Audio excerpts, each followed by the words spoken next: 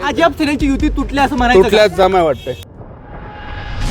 राज्यातील 29 महापालिका निवडणुकीसाठी 15 जानेवारीला मतदान होणार आहे, तर 16 जानेवारीला निवडणुकीचा निकाल जाहीर होणार आहे.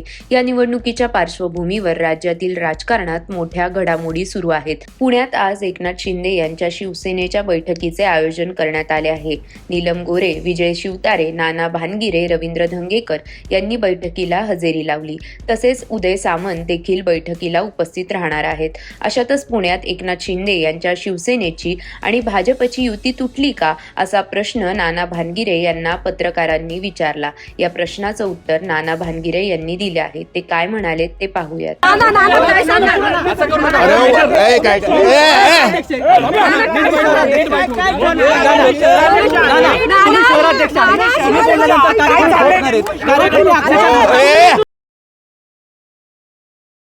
तुम्ही बाजूला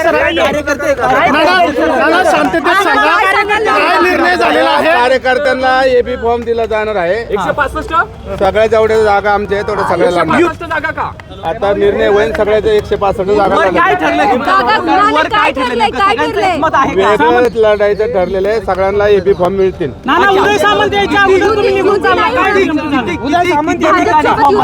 त्या ठिकाणी आमच्या इच्छुक उमेदवारांनी फॉर्म भरलेला आहे. त्याला सगळ्यांना एबी फॉर्म दिले जाते. युती तुटली